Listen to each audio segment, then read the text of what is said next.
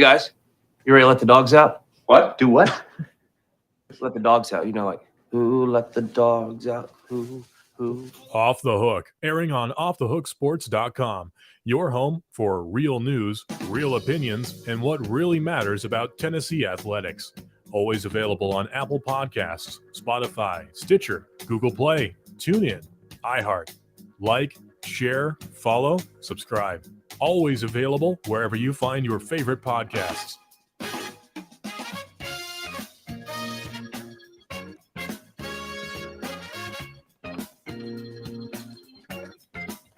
Here we go. Welcome to You and Yours on a Thursday. He's Caleb Calhoun. I'm Dave Hooker, and a lot to talk about as Tennessee's still looking for a coach to replace Alex Golish, not from the offensive coordinator stance, but from the tight ends coach stance. So we'll discuss that. Caleb Calhoun has some great possible candidates that are out there. And also something we didn't get to yesterday is Tennessee has finished number 6 or better in the final AP poll. Check me on this, 13 times. Is that right, Caleb? Yes. Well, 14 if you count this year, but 13 before this year. Okay, 13 before this year, 14 total. So 13 times we have a track record of what Tennessee has done after finishing number 6 or better. What did they do the following season? So we're going to tell you. And Caleb, we go all the way back to pre-World War II era. Is it 1938? Yes. I consider 1938 to 1940. You're going to laugh at this, but I look at eras of Tennessee football almost the way I look at eras of Disney animation because they're like almost parallel. The golden age of Walt Disney animation was the pre-World War II films of Snow White, Pinocchio, and those. That was basically the golden age of Tennessee football. The 1938 to 1940 realm under Robert Neyland was the middle. That was his second stint. Tennessee went undefeated in the regular season 3 straight years from 1938 to 1940.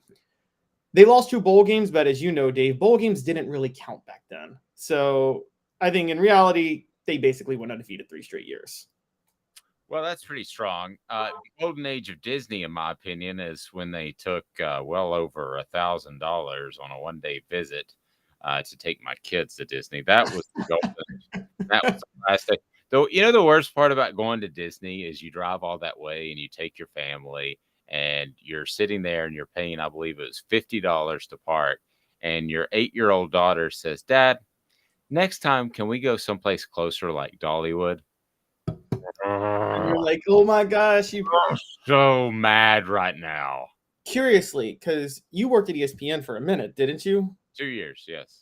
They were owned by Disney. Do you get any special perks to like visit Disney World if you work for Disney Corporation? I did. I don't think I've ever paid for a Disney ticket. And actually, there are other ways that I can show you how to get free tickets to Disney, but I don't want to go into that publicly. Go ahead and hit the like button if you're on board today. Like and share. I ain't paying for that stuff. So Has something to do with your last name. Okay, sorry. A little bit of that, yeah. I had to perform some duties. Hit that like button. If you haven't subscribed yet, please do that because we are loaded up for the next hour. We're excited. New time, 11 o'clock. So go ahead and punch that into your calendar. We'll be with you. I'm sorry, 10 o'clock. 11 o'clock Bermuda time. 10 o'clock, we are with you. So we want you to be a part of the program each and every day. And this first part of the show is going to be pretty interactive because I found something very interesting that Jacob Warren said recently, and it's on a story by Jimmy Himes on Off the Hook Sports, who we're excited to bring into the fold. We've already brought him into the fold last fall from a writing standpoint. And congratulations to Jimmy Himes, who announced his retirement recently as of December the 31st. He's hanging up the headset. He's still going to do some stuff. You might see him around Off the Hook Sports. I'd say you will.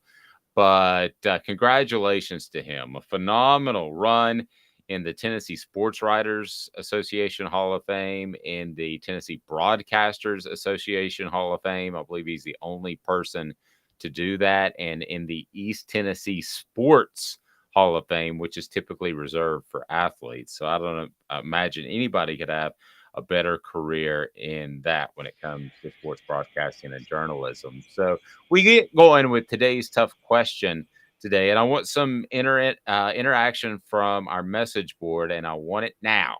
So get ready, get the keyboards ready. And it's brought to you by Andy Mason Real Estate, AndyMasonRealEstate.com. It's pretty simple with Andy Mason. He has the best prices and he has the best service. How about that? Over 40 years of experience in his office. Don't make a mistake. That's going to cost you tens of thousands of dollars potentially. I did that before I got to know Andy Mason, and you have got to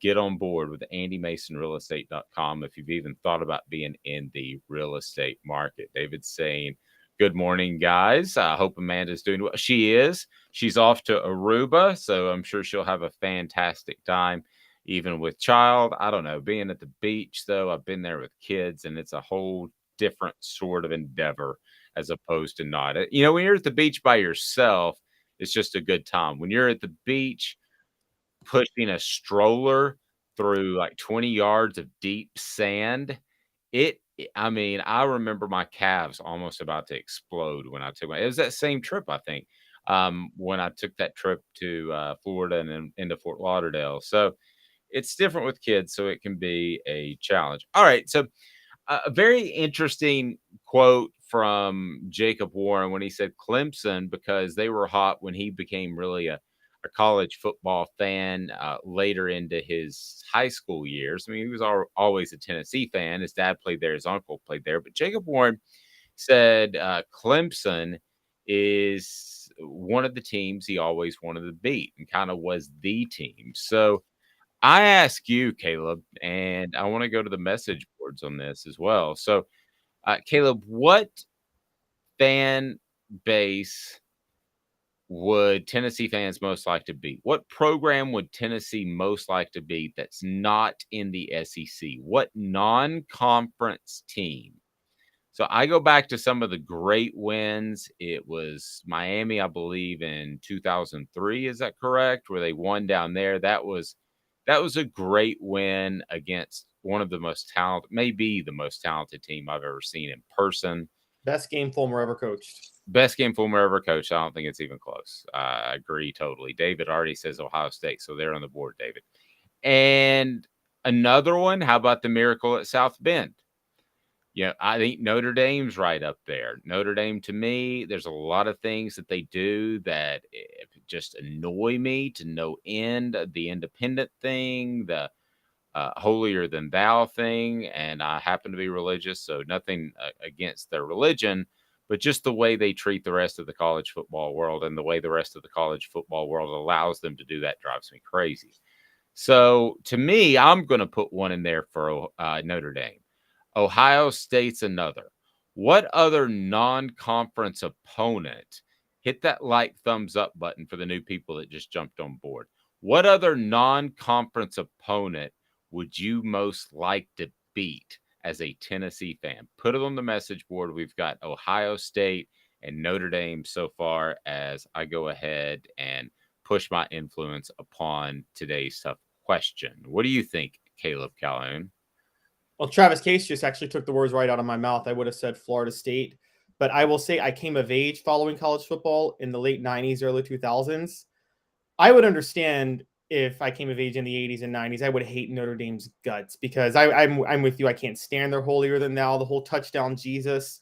Johnny Majors had a joke after the Miracle at South Bend. Apparently, a trainer for Tennessee or some equipment guy said, "What how Notre Dame lost off a missed field goal in that game, didn't they? They missed a field goal to win it at the end." Yes, they did, and that was one of the famous John Ward actually got it wrong. He did. Yeah. Major says, I think he says there was an equipment man he knew who said that he asked him he was asked what he was doing when they were kicking that field goal, and the equipment guy goes, "I was watching Touchdown Jesus, and he was doing this." Because he has the little sign, and well, he was doing what for those on our audio platform? He was doing the no good sign for a field goal, the missed field goal sign, as opposed to Touchdown Jesus. Looks like he's giving up touchdowns, and I think Major said, I thought Moses and Jesus preceded Notre Dame, but Notre Dame doesn't think so, and so I understand that. But me, I'm sorry. I go back to I can't get over how much of a love fest there was for Florida State in the polls in the 90s and the early 2000s. I mean, it was ridiculous. I think they had like 14 straight years with top 5 finishes. They weren't a top 5 team all 14 of those years. They had no business winning the 1993 national title. They did not deserve it. I'm going to stand by it. It was ridiculous that they got the number 1 nod over Notre Dame that year.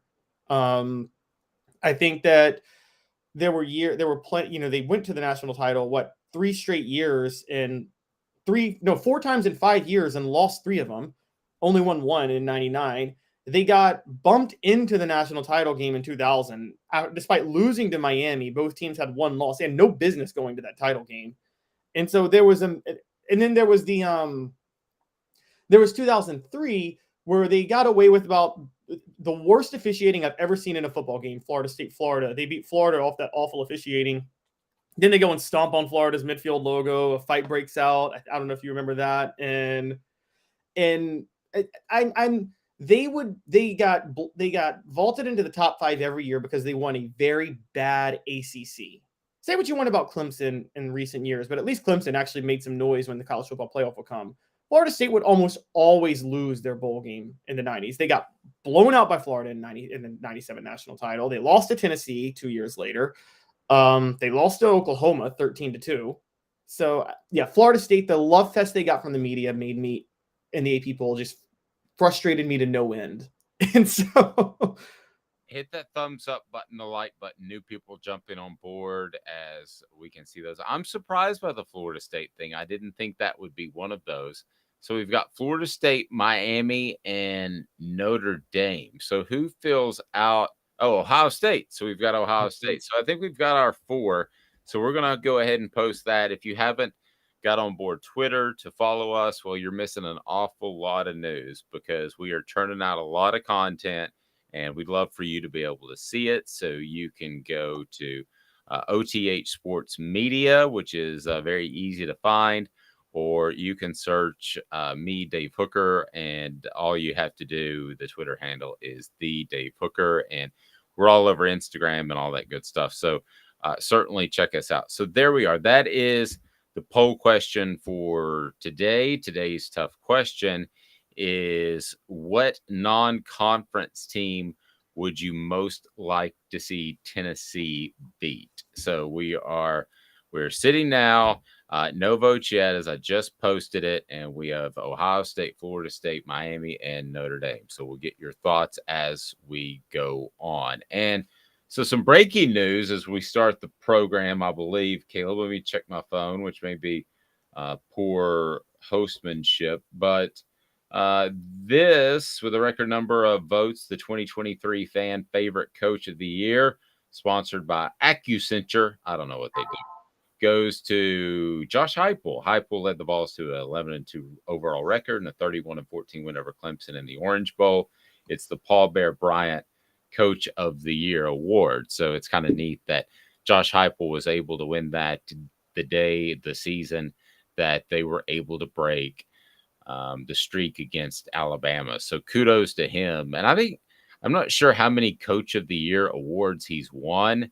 The fact that Sonny Dykes made it to the championship game, I'll be real frank with you. If there was a vote that I was a part of, I would have to go with Sonny Dykes. But other than that, Josh Heupel is going to be up for a lot of these awards, Caleb, and rightly so. What he did in the SEC is every bit as difficult as what I believe TCU did in a different way in the Big 12. TCU is probably better 1-8, but beating Alabama, holding on against Florida, beating Pitt, doing all that they did, I thought was pretty impressive. So I do think, though, that, listen, I thought the South Carolina game was a huge gut punch at the time for Hendon Hooker's Heisman candidacy, for Tennessee's college football playoff chances.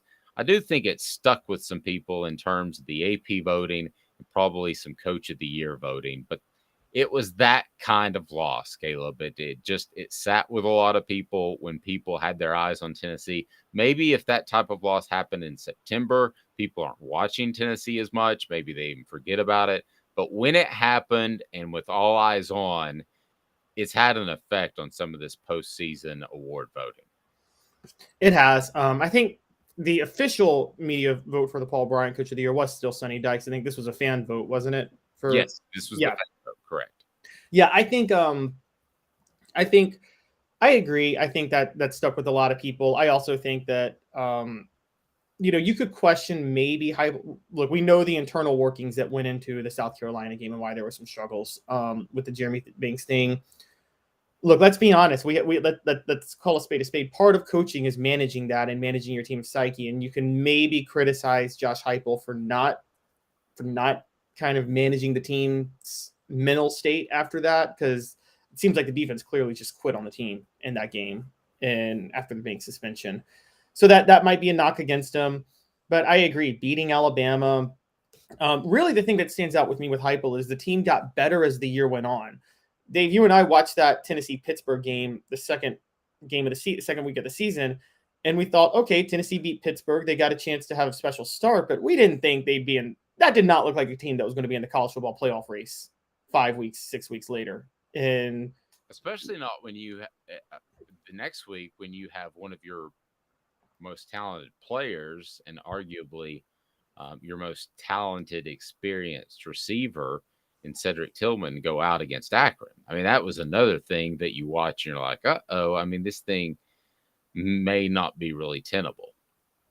I agree. Tillman goes out right before Florida. And again, even when Tennessee struggled with Florida, you kind of thought, okay, they stumbled to 4-0, but they took advantage of the easy schedule to start the year and build a profile for themselves. I mean, I think where they turned a corner, where you really start to think this team has a chance, was that LSU game. The way they came out after the bye to just blow out LSU and take such control of that game, that's when you started to think, okay, this team really could do something special. And that's a lot of credit to Heupel for the team getting better and better as the year went on. The Georgia loss, it was a loss to Georgia. No shame in that.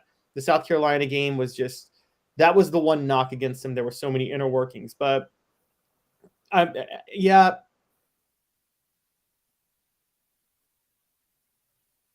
Dykes, because right, Sonny Dykes kind of went more down went through a Big 12 path. TCU kept gaping, but kind of winning a lot of close games. That can be a testament to coaching too. I mean, sometimes coaching IQ is the difference in a close game.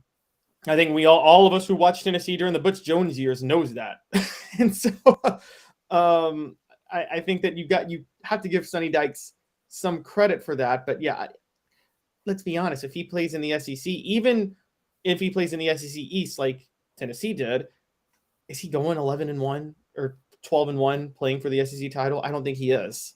Well, I think both programs, okay, if you put TCU in Tennessee spot and they're playing that schedule, and Travis asked a lot of talk about TCU's schedule, do you think they could have played UT schedule? Okay, so UT schedule, I think Pitt is the one game that I'll look at that I think TCU probably would have lost. On the road early in the season, you have a Max Duggan who's just trying to get settled in. He wasn't even supposed to be at the starter at the beginning of the season. I think they lose that game. I think Alabama is probably a coin flip game if that game were at TCU. As far as South Carolina, you have all kinds of outside circumstances that you would think wouldn't have happened with TCU in that situation, but who knows? So I really believe, Travis, and I'm SEC through and through. I love the SEC. People ask me, who are you a fan of? And I say the SEC. So I believe that TCU would have fared maybe a little bit better than you with Tennessee's schedule. I think that there were 3 really, really good teams and a bunch of other teams. I think Georgia, Alabama, and Tennessee were the really good teams in the SEC. I think that there were about 8 good teams in the Big 12. And that includes TCU. I think after Saturday night or Monday night, I don't look at them as an elite program. So they would struggle against Tennessee, Alabama, and Georgia. No question about it. Obviously, they did on Monday. But I don't know that Tennessee, with not the deepest roster in the world, would have been able to do the same thing TCU did in the Big 12. And Caleb, I say that because it's more challenging from week to week. There were a lot of games where Tennessee was able to rest their guys in the second half. That's not going to be the case in the Big 12 if you're good 1 through 8. So the conferences are very different, and it makes it difficult to compare. But I think it's oversimplification to say that Tennessee played a much more difficult schedule than TCU. You?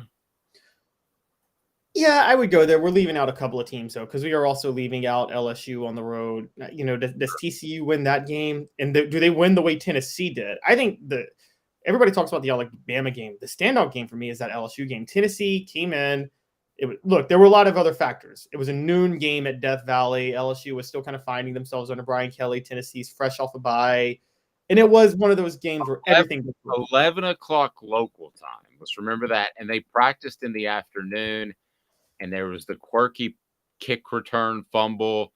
I thought there were a lot of things that played in Tennessee's favor outside of their control in that game. But I'm sorry, go ahead. Yeah, I agree. I think so. Maybe TCU wins that game because of all the other exterior factors. You're probably right.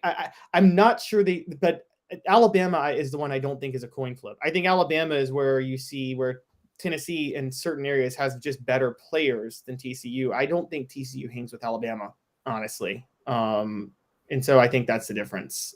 And Nick Saban, I think, eats air raid offenses for lunch as a defensive mastermind. So it's Sonny Dykes' air raid. All due credit to it. It's not like Heupel's offense, which is, and I know you talked to Cooper yesterday about the differences between Heupel's offense and other offenses. Whereas, even though Sonny Dykes runs the air raid well, he deserves a lot of credit.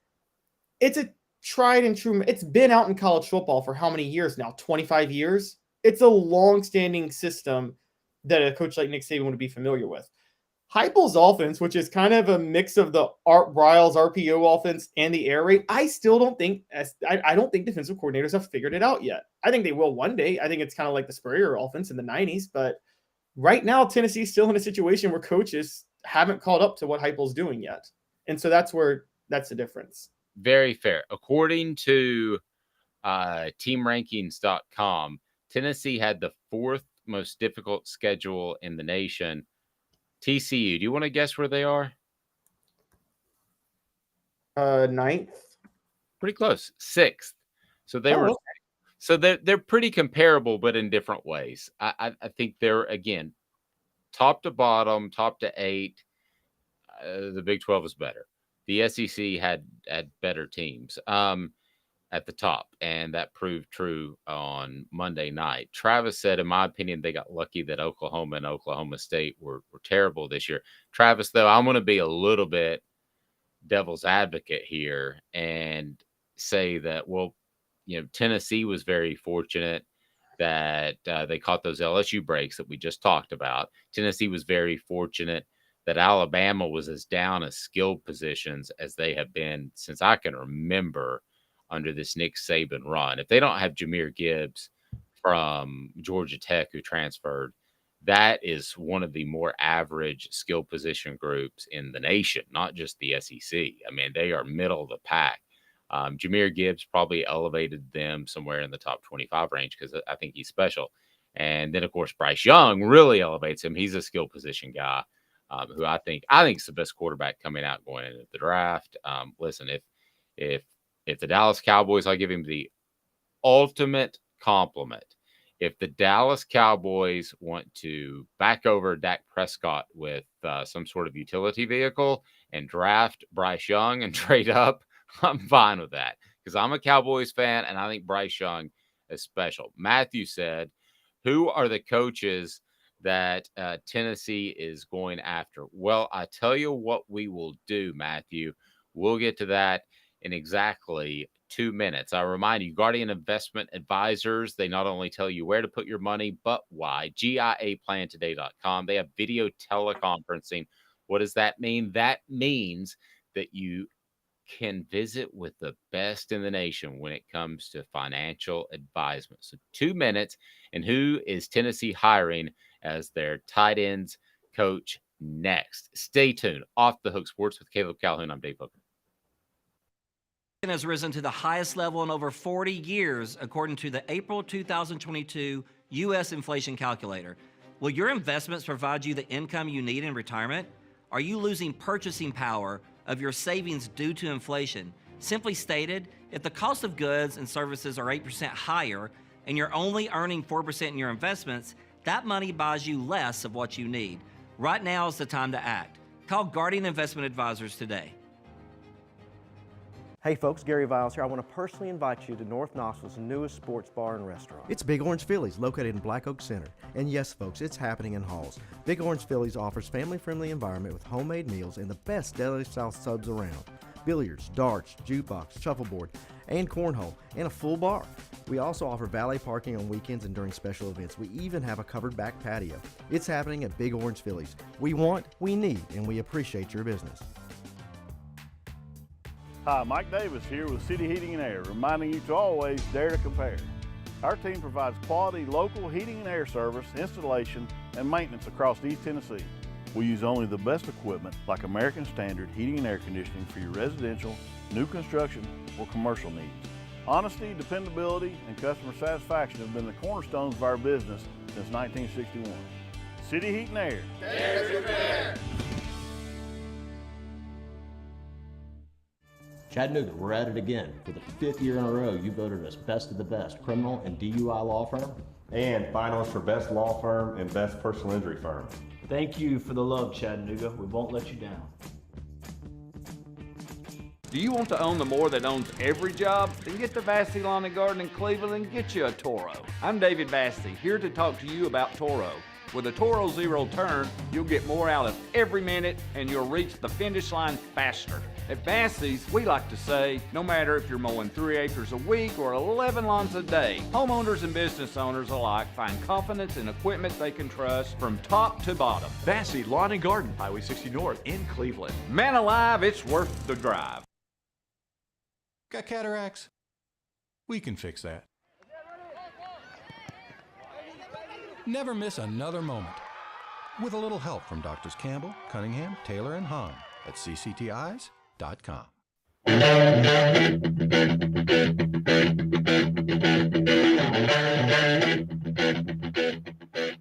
Forgive me, Caleb. What was our fourth team again? Miami, Notre Dame, Florida State. Notre Dame, Florida State, Ohio State, and Miami, maybe? All right. That is today's tough question. Throw an other in, too. Might want to throw another just in. I only got 4 choices. So okay. We're going to do those. Because some people might say Michigan or Texas, because Texas, of the even though they're not in they're about to be in the SEC. So I would. Well, first come, first served. We're done. We got 4 choices on that. So go ahead and go to Twitter at the Dave Hooker or at OTH Sports Media. Probably just search Off the Hook Sports and let's get your vote. So we have that on board, and a bit of breaking news that is pretty interesting. Kevin Warren is now the president of the Bears. He's leaving his role as Big Ten commissioner. He's kind of the one who helped spearhead the whole let's go get USC and UCLA. So we'll see how that works out. I think it's fundamentally flawed from a business standpoint, but hey, we'll find out what happens. And as far as the message board, we had a question. We had a question. Who are the coaches that Tennessee is going after? Well, let's get to that right now, because if you haven't been to offthesports.com, Caleb did a fantastic job with that. Hit that like button. The thumbs up button helps us generate more listeners, which helps us get bigger. I had guys like Ron Slay, Jonathan Crompton, and we've got a huge addition that is coming up here momentarily. So let's get to the coaches that Tennessee is going after to replace Alex Golish's tight end vacancy. Of course, Joey Halsey is the offensive coordinator, and it's brought to you by Big Orange Phillies. Big Orange Phillies on Maynardville Pike is so easy to get to. It's on Maynardville Pike, so if you're in Maynardville or the Halls area or anywhere in North Knoxville and you want to have fantastic food in a family-friendly environment, you want to be able to shoot some stick, they got billiards. You want to throw some darts, they've got darts. How about cornhole? They've got that. They've got it all. And again, the food is fantastic. Big Orange Phillies. All you have to do is Google Big Orange Phillies. All right. So what is the perfect tight end candidate? We talked about this a little bit yesterday, Caleb, but quite frankly, we didn't have enough time to delve into it. So just paint the picture, if you're Josh Heupel, what this guy looks like. And I'll start. Uber recruiter, some tight end experience, and I would like a little special teams experience. How would you paint the perfect guy before we go through the list of possibilities? Uber recruiter, some tight end experience, some special teams experience. That's what you said? Yes.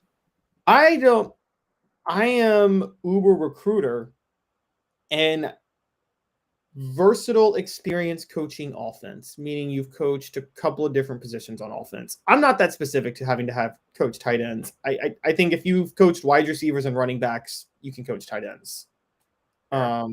So I'm just mainly recruiter and a little bit of versatility, either versatility coaching offense or specific experience coaching tight ends, one of the two. And also a bonus familiarity with Josh Heupel's system. Okay. Boy, that might be tough to find. He's pretty original, but I'll roll with you on that one. So here we go. Let's take a look. As far as the list that you had put together, I want you to pull that list up, and it's on offthehooksports.com. If for some reason you don't have time or you have to bolt away, that's okay. But pull that list up, and I'm going to give it a thumbs up, thumbs down. I would hire him. How about that? We'll do it Fair enough. So Want to go through it? Yeah, give me a little thumbnail on that. And I'll remind you that the official craft beer of Off the Hook Sports is Zool Beer, downtown great parking, xulbeer.com, Zool Beer Company, and they have worldwide award-winning craft beer. So let's roll through these 10, Caleb, and tell me what you got. I'm going to give you a thumbs up, thumbs down, whether or not I would hire him. Okay, first one, Seth Littrell. He just got fired from North Texas after 7 years as head coach there. He and Heupel never worked together, but they both coached tight ends under Mike Stoops at Arizona during separate stints. Littrell coached there in 2009, 2010, and 2011. He has offensive coordinator experience.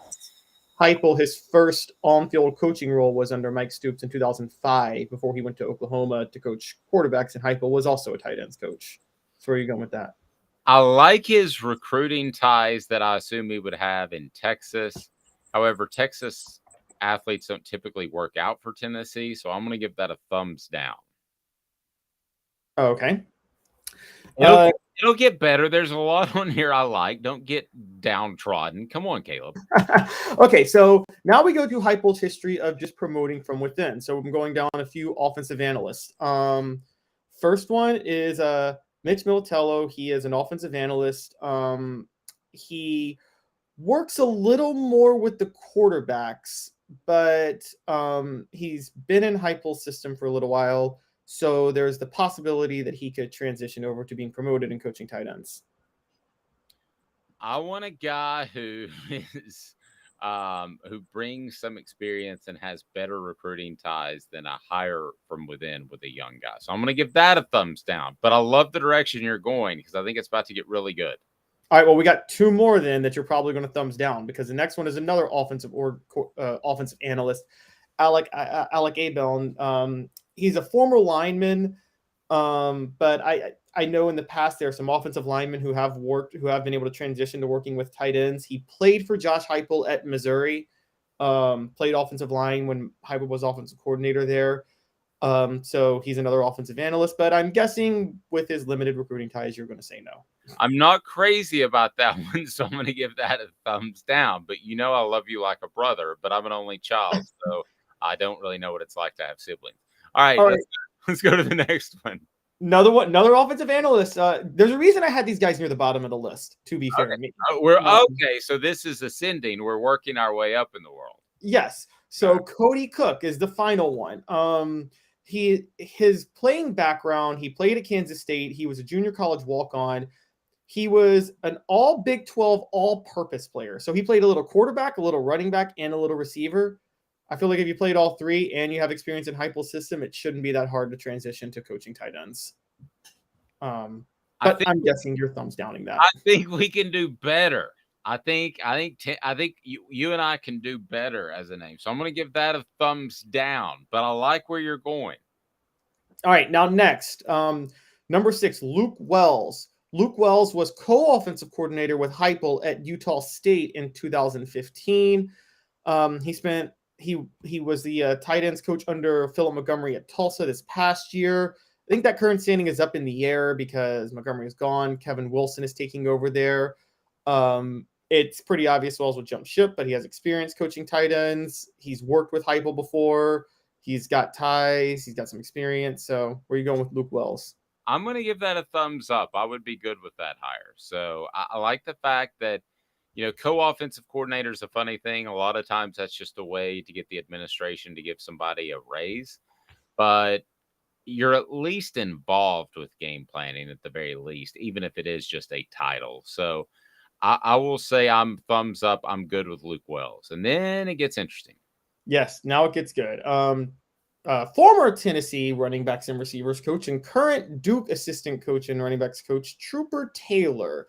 Taylor's never coached tight ends, but he's coached receivers and running backs. He's coached in Louisiana, Alabama, North Carolina, Tennessee, Oklahoma, Arkansas. So tons of recruiting ties. And I think that it shouldn't be that hard of a transition for him to coach tight ends. Yeah, and did a great job with Tennessee's receivers in 2004. I'm giving that a monster thumbs up. Just a monster thumbs up. I think that would be a fantastic hire. Somebody, when Trooper Taylor, the reason he was at Arkansas State, his wife was getting, I believe, her doctorate, and his son played there. So he was at Arkansas State for a long time, and everybody's wondering why. And some people wanted to say maybe he had recruiting baggage, that he was in trouble with the NCAA, and he was supposed to take like a Michael Jordan sabbatical like Jordan did with baseball. I don't believe any of that. I think if you recruit well, people always say that you've done something awry.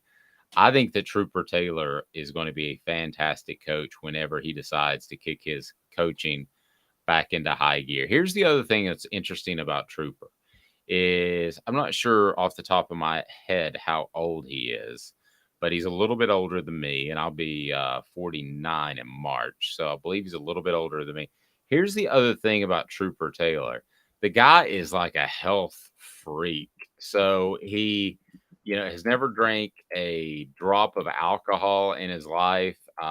He was born in 1970, so he would be around 52 years old. So I mean, this is a guy that's going to just be able to keep churning and churning and churning. Great SEC experience. And he's a guy that can, he coached at Auburn, coached at Tennessee, of course. He can go into Miami and recruit with the best of them. That's a huge monster thumb up, and you're going to have to blow me away with some of the other ones because I think that's a really, really strong one. I don't know if Josh Heupel wants to make that call because it is kind of a hearken to the past thing, but yeah, I like that. I'm giving Trooper my thumbs up. Brought to you by Bassey Lawn and Garden, Man Alive. It's worth the drive in Cleveland, Ohio. All right, so who we got next? So next, by the way, before we even go, I just wanted to add a stat. Trooper coached running backs in 2004. Tennessee had 2 1,000-yard rushers for the only time in history. Then he moved to receivers in 2006, and Robert Meacham set the single-season receiving record, a record that still stands in Tennessee. So, yeah. All right, Daryl Wyatt. Wyatt he's been a passing game coordinator, an offensive coordinator, and a receivers coach. He's currently Boston College's receivers coach. He was on Heupel's staff at UCF from 2018 to 2020 as a receivers coach. He's also been a recruiting coordinator and a co-recruiting coordinator at Houston and Texas. So he has experience recruiting. He has ties to Florida, Texas. I don't really think it matters to have ties to the Northeast. Northeastern high school football is horrible and irrelevant at this point. But I think outside of that, I think Daryl Wyatt could be, you want a recruiter? I mean, here's an experienced recruiter who has ties to some major recruiting states. I'm 120% down with that. I think that's a huge monster thumbs up. I like that. I like that hire a lot. So now we're getting into the good stuff. So you better hit that thumbs up button so we can bring more people in. And if you haven't subscribed yet, be sure and do that. So By the way, already Travis is saying TT is the one. So there you go. All right, who's next? All right, next we got John Cooper. John Cooper was a graduate assistant under Heupel. Are we talking about sweater vest John Cooper? We are not talking about the former Ohio State coach. The Okay, one- yes. Sure. Isn't Tressel the sweater vest one? Oh yeah, Tressel's the sweater vest one. Sorry. Yeah. Fulmer always had a nice sweater vest in November games, I remember. But yeah, okay, so John Cooper, He also had the boob sweat in September. But anyway. oh god, that 2003 Florida game. Oh, damn. Yeah, I was a big guy back then. I can take those shots still, even though I've lost some lbs. All right, so Cooper was a graduate assistant. Well, he played offensive line at Oklahoma when Heupel was coaching quarterbacks there. Then he was a graduate assistant under Heupel when Heupel was offensive coordinator there. Graduate assistant under Heupel at Utah State. Offensive analyst at Missouri when Heupel was offensive coordinator. But most importantly, he was the tight ends coach at UCF Heupel's first 2 years there. Then he went over to Arkansas to be a tight ends coach under Sam Pittman in 2020. Offensive line coach at Western Carolina in 2021. Making that lateral move is a red flag because Sam Pittman, it's not like he was fired after 2020. Came back to Oklahoma, made another lateral move, kind of, because he became an offensive analyst, and just recently became the offensive line coach at North Texas.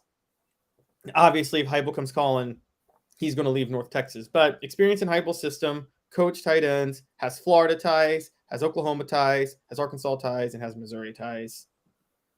And I don't know the background and what happened at Arkansas with Pittman, but that could be something like happened with Trooper Taylor. Trooper Taylor wasn't given the offensive coordinator position. He said, I'm out for Oklahoma State.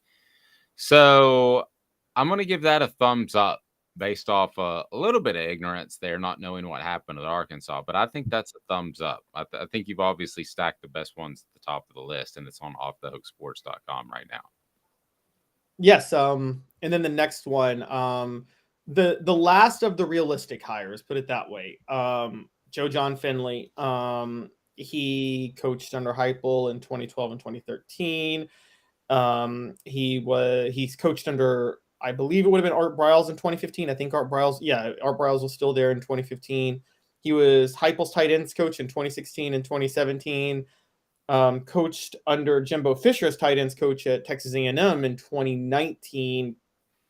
Coached under Lane Kiffin and Jeff Levy in 2020 as the passing game coordinator and the tight ends coach. And the past 2 years under Lincoln Riley and then Brett Venables, he's been associate head coach for offense, tight ends, and H-backs coach. So he's coached under Heupel. He's coached tight ends. He's worked with Kiffin, Jeff Levy, Jimbo Fisher, has Texas, Mississippi, Oklahoma ties, and tons of familiarity with Heupel. Love that one. Big monster thumbs up. And then you're going to go crazy here in a second. Going to go crazy. The last one, and it's about recruiting. And you're right, he probably wouldn't take it. But if you can get Jason Witten, who's coaching high school football in Texas right now, why not? Played at Tennessee, the most versatile tight end, I think, in the history of the NFL, is the only tight end I know in NFL history that could line up at left tackle or wide out. So he understands the nuances of playing all parts of tight end. Played at Tennessee in 2001, 2002. A great leader. We know he's a great leader. And we don't know how good of a recruiter he is.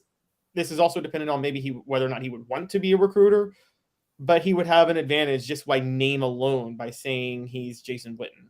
So Travis asked, why wouldn't Witten take it? Well, here's my answer. He's a multimillionaire. He's beloved in Texas more than he's actually beloved in Tennessee, believe it or not. He won the Bob Lilly Award, which goes to the best all-around player on and off the field, more than Bob Lilly won it. So he won it like 6 times, and Jason or Bob Lilly won it like 4. So it wasn't called the Bob Lilly Award when they gave it to him. It was like the humanitarian off-the-field award. I don't think Jason Witten, here's another reason, Travis, I don't think Jason Witten has the desire to recruit. I also think that he would have to totally learn another offense. So I love Jason Witten. Trust me, if there hadn't been a book written about him, I would like to be the one that wrote it, but there's already been one. I will say that Jason Witten, your number one guy, I'm going to have to give a thumbs down to. I love it in concept. I just don't know that he would want to take on that responsibility of learning a new offense, which I'm sure he's not running that in Texas. What school is he in Texas? Do you know, by the way? And the other thing is recruiting. Now, you could argue he would have great recruiting ties in Texas, and that would help him make the transition and have an impact on Josh Heupel's staff.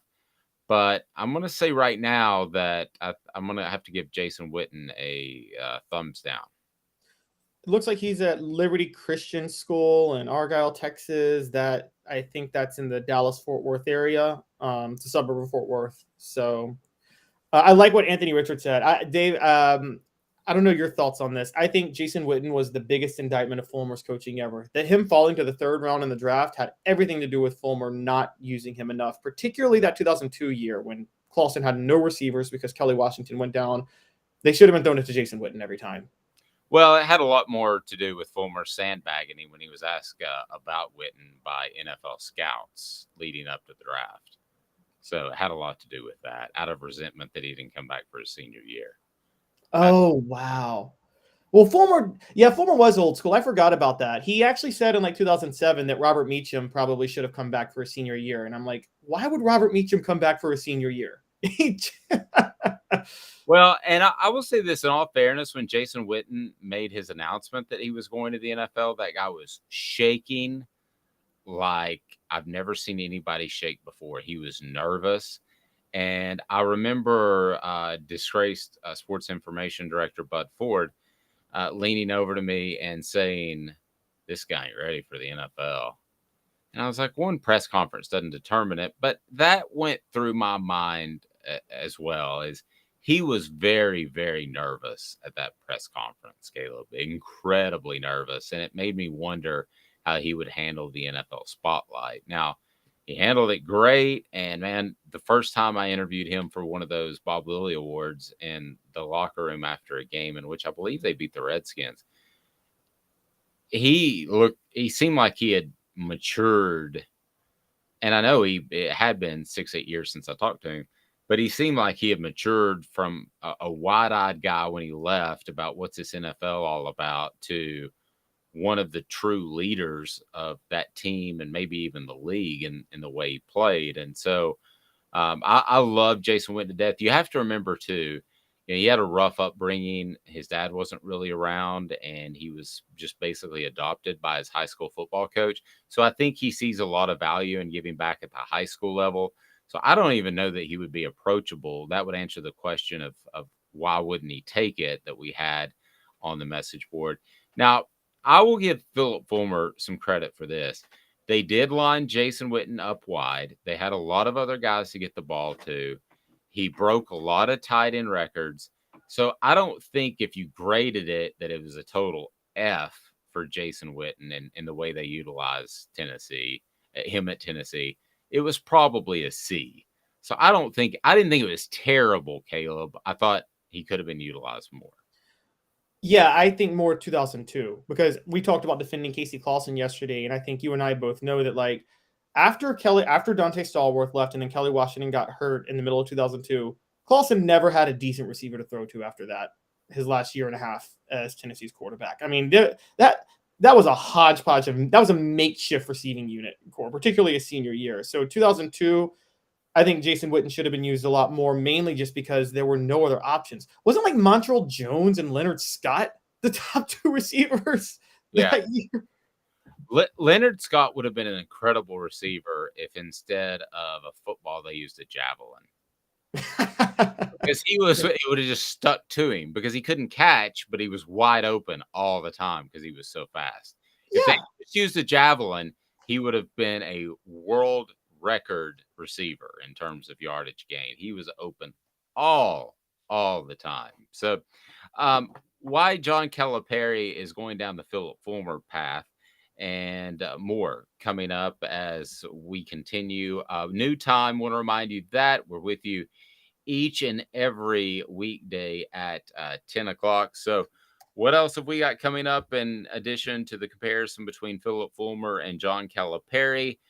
We also have Tennessee faring in the top 6 of the AP poll. How did they do after that? Because the following seasons had mixed results. They've done it 14 times in school history, including this year. So we're going to look at the 13 other times they did it. How did they do the next season?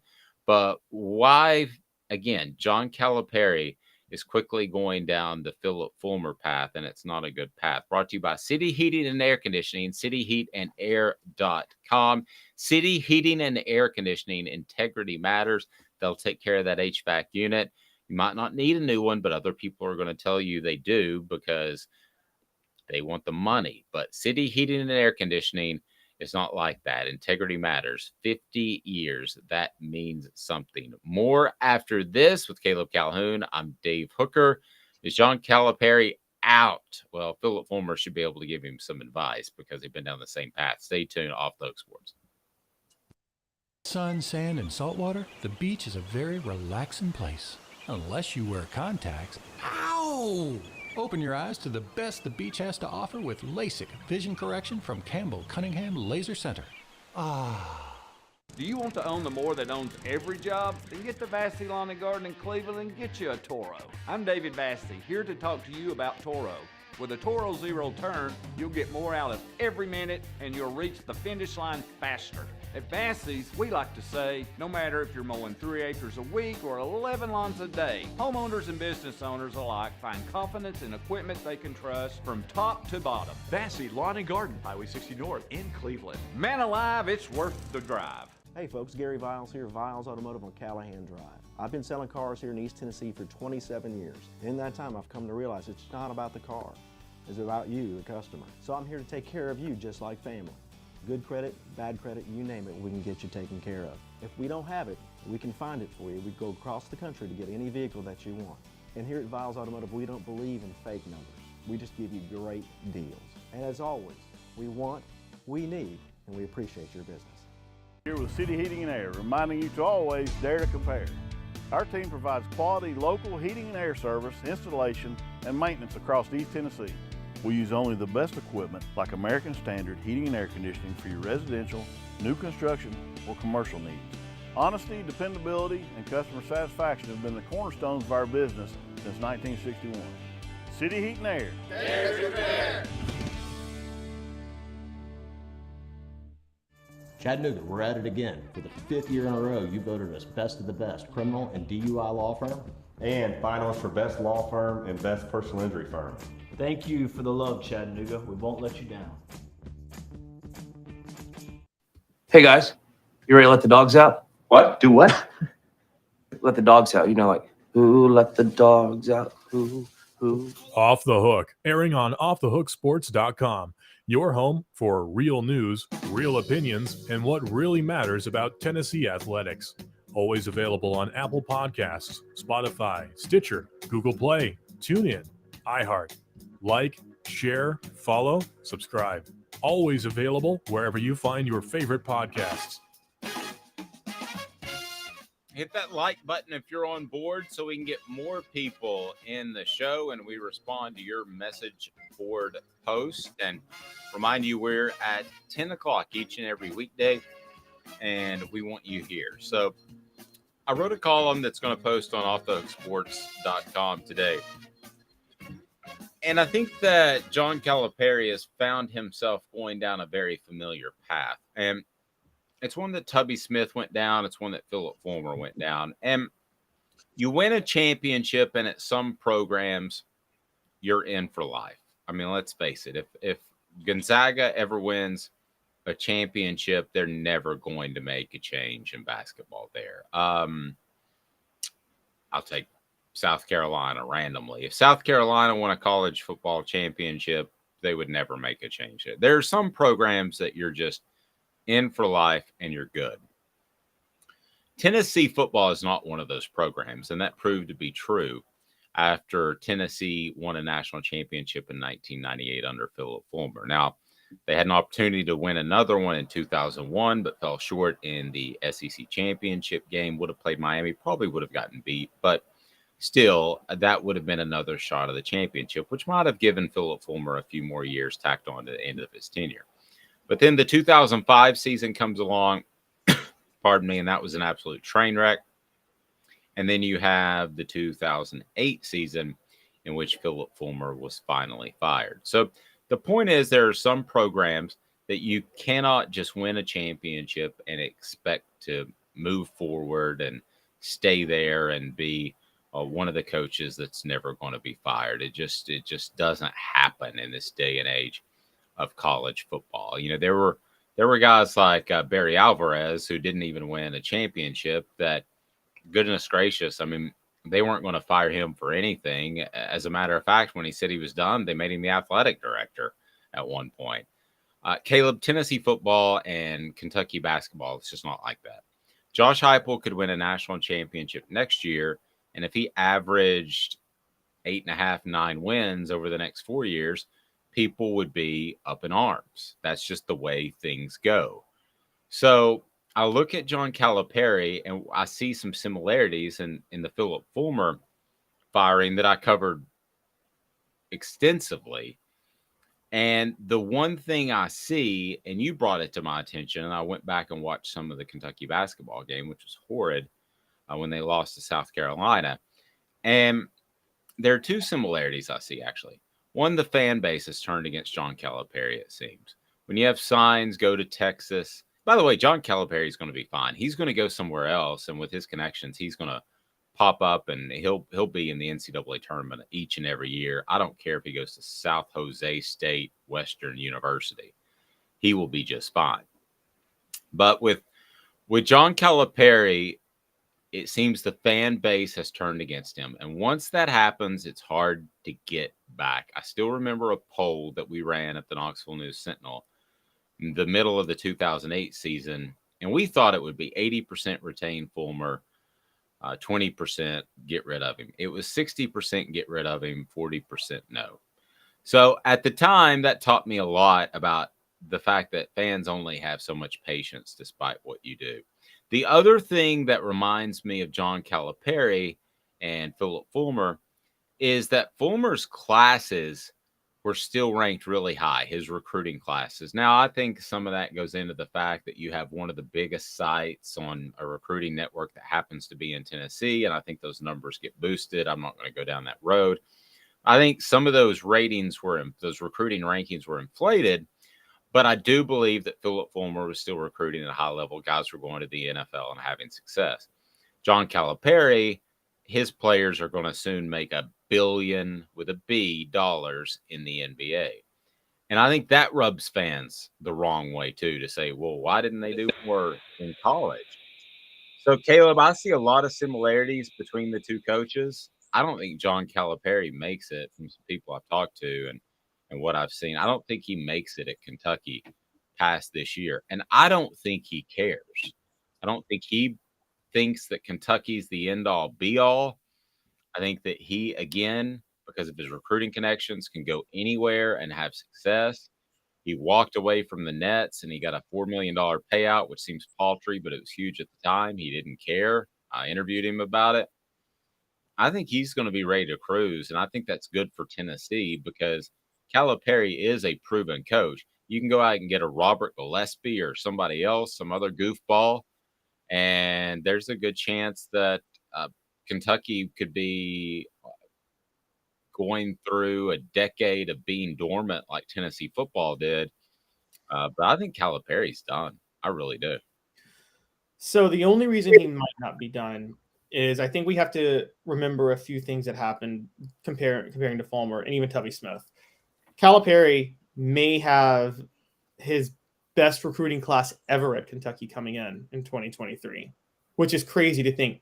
5 stars. Now, take the politicking if you will. You are right. Maybe they're getting boosted. The sites are boosting them because Kentucky has them committed, including DeJuan Wagner's son next year. If you remember, I know you said Fulmer was still recruiting at a high level, but right before that 2008 season, that 2008 class was Fulmer's worst in history. Right. I don't mean at the bitter end. Sorry. Yeah. That 2008 class was horrendous. And that 2006 class, I think Walter Fisher was the star of that 2006 class, and he never played.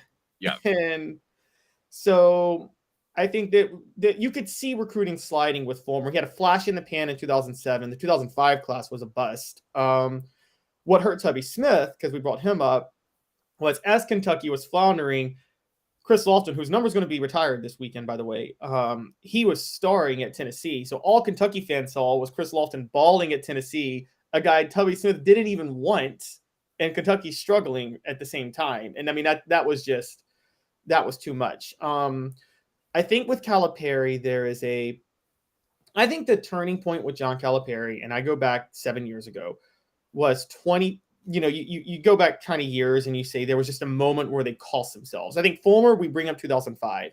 I think the start for Fulmer, and I always say this, was the 2001 SEC title game. That was Tennessee was the better team, had a chance to go play for the national title, and just blew it and laid an egg and never got close to a top 10 finish again. With Calipari, it's 2015. So if you remember 2013, 2014, Calipari had one of his typical top 5 recruiting classes. They gelled in the end, made it to the NCAA tournament championship game, and lost to UConn. In a rarity for Calipari, everybody on that team came back. It wasn't like one of those one and done years. Everybody was coming back. Plus, he had a number 1 recruiting class coming in. So you looked at that Kentucky team, and you're like, this is going to be the best basketball team of all time. Back-to-back top recruiting classes. And then, in college basketball, if a one and done player stays for a second year, that is so rare nowadays. Yeah. They all stayed. Kentucky goes undefeated through the regular season, undefeated through the SEC tournament, makes the Final Four, lays an egg in the Final Four because we all watched that game. Bo Ryan at Wisconsin coached circles around Calipari. Frank Kaminsky was dominating. Future NBA star Karl Anthony Towns underneath the basket. Shouldn't have been happening. Kentucky lost that game to a severely less talented team when they had the best team in history. And they really haven't made any noise since then, honestly. And it's been a slow decline. And I think you're right. I think fans are finally starting to get restless with it. And I think it would be the same with Fulmer. I think 2008 Fulmer would have been easier to swallow if Tennessee had that 2001 SEC championship game, but they didn't. I think a Calipari right now would be easier to swallow if they had that 2015 national title, and they don't. And I think that's really standing out. Here's the other thing to remember too, is John Calipari has, they've just frankly he's got Kentucky by the you-know-whats, because if he leaves, all those guys that you're talking about in the upcoming class, they're not coming to Kentucky.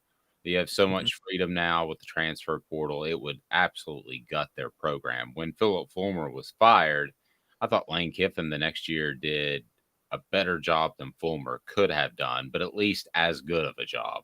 You had to rebuild a quarterback in Jonathan Crompton. You had a lot of things that you had to do there. I don't think Philip Fulmer would have managed any better than 7 wins with that 2009 team. He wouldn't have. So you were hoping for an upgrade. That if you fire John Calipari, that you are just basically cleaning out the cabinets and starting all over. And I don't know if you go throw a ton of money at Mark Few. But see, that's the thing about basketball, is there are 15 elite programs in football, I believe. I've always said there's 15 that are right up there, and there's probably 2 or 3 that are at an even upper echelon. But there's 15 that can all say this job is as good as the other job in the top 15. How many are there in basketball? There's a lot, because you can throw $15, $20 million a year at basketball and you can become a Gonzaga. To call Gonzaga a mid-major is absolutely idiotic. They spend as much money on basketball as anybody else. Technically they're a mid-major, but they're out there doing it. They're for real. It's no surprise if they're in the Final Four anymore. Those days are over. But there are so many jobs that Calipari could go to and have success. I think Kentucky basketball fans need to be a little bit careful what they wish for. People said that with Philip Fulmer, but I believed at the time, and I still do, that Tennessee carries a lot of weight. That doesn't mean they didn't hire some dodo birds in the past 10 years, but it carries some weight. Lane Kiffin was not a dodo bird. Lane Kiffin was an NFL coach that had a Washington offer sitting there, which is why they made the move early with Philip Fulmer during the season, which some people didn't like, because they had to do that in order to get Lane Kiffin. So this is not the same situation. You're basically tearing down a house and building it anew, Caleb. And I want to get your thoughts on that. I think they've got to be really careful with that. Before we do that, remind you that crafttreats.com has the chill pills that will help with your dog's arthritis. It'll help with anxiety. It'll help with digestive issues, and use the code off the hook. That's off the hook. Now, the chill pills have CBD in them to help your dog, but they've got all kinds of holistic, fantastic treats on there at crafttreats.com with or without CBD. So you use the code off the hook. Off the hook is the promo code to get 20% off, and you will be set, absolutely set. So Caleb, your thoughts on the way Kentucky's basketball fans are responding, because I don't know that you're just going to go out there and hire another fantastic coach. I think there's a lot of competition for those jobs, and I know Kentucky is a blue blood. I know they have that tradition, but I don't think college basketball coaches view it like that anymore. I think they view it as, Gonzaga is as good of a job as the Kentucky's, Dukes, North Carolinas of the world. You? I think in college basketball, more than anything, players, coaches matter more. Like college football, you're right. There's blue blood programs. Coaches matter in college basketball. Coaches with recruiting connections. I think, and here's a stat that I don't think people realize. Do you know since Adolph Rupp, no coach has won more than one national championship at Kentucky? Yeah, I do, actually. And I think that, we're talking Kentucky is really thriving off a history of college basketball that really predates what basketball is now. And so I think that I say the same, by the way, with UCLA. UCLA, I remember Rick Barnes was eyeing the UCLA job about 3 years ago. And unless you prefer living in California to Knoxville, which I don't think Rick Barnes does because his whole family's in Knoxville or in North Carolina, I don't think people look at the John Wooden days and they're like, we're UCLA. They've won one national championship since John Wooden retired. One. And that was 95, I think. And that was with the coach in Jim Herrick, who got in massive trouble at UCLA and then got in massive trouble at Georgia. So I think Kentucky's going down. I think sometimes people need to realize where their program is. I think the thing with Calipari and the thing with basketball, and the reason I would say stick with him, even though I don't think he's that good of a coach, is that, with Calipari, you can be great next year again with recruiting classes. I will say if you fire him, what matters is the hire you make after. With Philip Fulmer, it was a slow burn, a slow decline of it wasn't just it wasn't just Tennessee fans woke up in 2008 and said, this team is bad, let's get rid of Fulmer. It was like, okay, you lose the SEC title in 2001. By about 2004, you're like, there's an SEC championship drought happening at Tennessee right now. Then 2005 happens with the missing the bowl game. And then 2008, it was a slow burn of falling apart. I think that what the mistake with Fulmer is what Tennessee did after firing Fulmer, which is Mike Hamilton was so obsessed with the splash hire that he didn't just hire Lane Kiffin. He shelled out head coach money for a staff that he could sell. Yeah. And I thought at the time he should have hired Brian Kelly. Could you imagine if Brian Kelly I think Brian Kelly would still be at Tennessee today if Tennessee had hired Brian Kelly back in 2009. No, and I thought that I thought that Lane Kiffin at the time should have hired, and we talked about this off the air, should have hired Gus Malzahn, who was at Tulsa and running up points left and right. Zach will appreciate this because I know Zach England of Best and Brock is a big Lane Kiffin fan, big Tennessee fan. Zach England is a personal injury attorney in the Chattanooga area that can go toe-to-toe with the lawyers that those big insurance companies will hire. So Zach England is absolutely phenomenal. You will not believe the service that you're going to get with Zach England if you're anywhere in the Chattanooga area or beyond. you need to call Zach England of Best and Brock. Zach's got your back. So I just thought to Google this because somebody brought this up, and we're going to go a little bit long here. Is that okay with you, Caleb? Yep, that's fine. So first of all, Vols Time said I could see Nick Saban retiring after next season and taking Lee Corso's place on college football. I could certainly see more than I ever could Nick Saban being in TV because he does it so often. Now, does he do it just for recruiting? You know, he did it at the college football championship game. I don't know. But I tell you who the guy's going to replace Lee Corso is going to be Pat McAfee. He's great. Yeah, they're going to go really just in a totally different direction because you can't replace Lee Corso with another older guy like Nick Saban because nobody's going to be like Lee Corso. But I disagree. I actually think you could replace Lee Corso, and I've called it for years. Imagine Steve Spurrier on College Game Day. Oh, I'm good with that. But he doesn't. I don't think he wants to work that much. I don't think he wants to work schedule. I don't either. Okay, so Anthony said a blocked field goal from beating Alabama that year. Talking about Lane Kiffin. Wish Kiffin had stayed. Travis disagrees. Says Lane Kiffin is a bust, a traveling circus show. So it might surprise you to know that it was 13 years ago today that Lane Kiffin left Tennessee at night, and there was the mattress burning and all that sort of thing. That was today. I just, for some weird reason, thought to Google that. I would text Lane and tell him, but then he shares it on social media, and everybody's like, "Dave, let it go." And I'm like, I was just sharing a personal text. He's done that before. He burned me at the 10-year anniversary. So I have let it go. I mean, I'm fine with it, Caleb. You know me well enough to like that's just another thing you got to cover. I remember that night sitting down and cracking open a cold beer, thinking, "Oh, the day's over. It's been quite a week," and covering recruiting. And now basically I would take Saturday off, and then Sunday you would work covering recruiting from basically noon to 10 o'clock at night, whenever deadline was. And I remember sitting down, cracking open that beer, taking one sip, and across the crawl, I see that Bruce Feldman, who I have tremendous respect for, but he was really tight with Ed Orgeron, said Lane Kiffin leaving Tennessee for Southern California. And it was literally one of those moments where you spit things out of your mouth. You're like, you literally are like, what the H? And so then my phone, almost before the crawl got to the other end, and I got beat. Every Tennessee reporter got beat. I think Brent Hubbs is a fantastic reporter. Brent Hubbs came up to me and goes, "Hey, man, did you see this coming at all?" And I said, "I did not."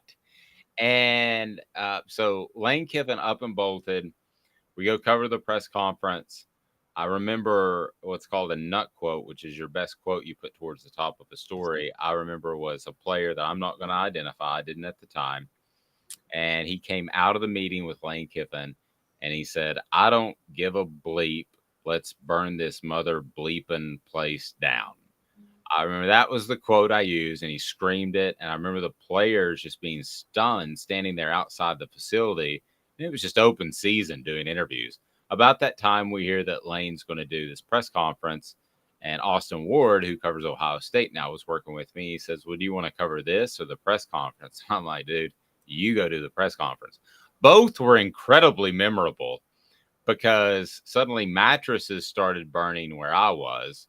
Lane Kiffin didn't want to go live on camera where he was, and it turned into some big journalism debate about whether or not he can determine whether or not he goes live, which was the whole thing was incredibly stupid and mishandled by just a terrible move by the sports information department led by Bud Ford, who struggled in his role for 30 years. And Caleb, it was an absolutely bizarre night. I'm curious, would Tennessee have been better off had Lane Kiffin stayed at Tennessee, yay or nay? No. And the reason I say no is because the Lane Kiffin then is not the Lane Kiffin of now. I think the Lane Kiffin then was very, very, very brash, confident, and did not think there were consequences for anything that he did. And I think he would have gotten Tennessee in massive trouble, and he would have found himself fired in 4 years with a 10-year show calls penalty. I don't know that he would have found himself in trouble in recruiting as much as you think. I think he would have found himself in trouble in other areas. Maybe recruiting too. Okay. Yeah, but I get what you're saying with other areas. Joey Freshwater, Joey Swampwater, and there was a wrecked car that I was told of that I never could completely run that down. I mean, Ed Orgeron was a perfect fit for his staff, and so Yeah, I remember somebody telling me, I was asking about Ed Orgeron, and I said about Ed Orgeron, I said, well, it seems like he's got a lot going on. Do you ever worry about putting too much on his plate? Because he had a Red Bull. Did you know this? That he had a Red Bull cooler in his office so that he could get to Red Bull as fast as possible. did not know that. Yeah. So, and he also dipped coffee grounds for more energy while he practiced because he couldn't have Red Bull during practice. So I asked somebody, I said, do you ever worry about him having too much on his plate, too much stress? And the response was, trust me, it's better to keep him busy. Viles Automotive Group is the epicenter of coaching. Maybe I'll tell you a story sometime about why they didn't get Marlon Brown. Viles Automotive Group is the epicenter of fantastic cars, and the car buying experience couldn't be even better. They want, they need, and they appreciate your business, and they are phenomenal. So they have auto financing, and they keep you going with the car service and repair work. Just unbelievable. Hit that like button, and if you're just joining us, great stuff on the front end as we were able to break down Tennessee's tight end position. So we want you to do that. And if you haven't subscribed yet, please do that. We'll leave it with this. Travis says Lane Kiffin is a bust, a traveling circus show. Maybe a little bit. The funny part is I think Lane would be okay with that last part. He's Caleb Calhoun. I'm Dave Hooker, Off the Hook Sports. Have a fantastic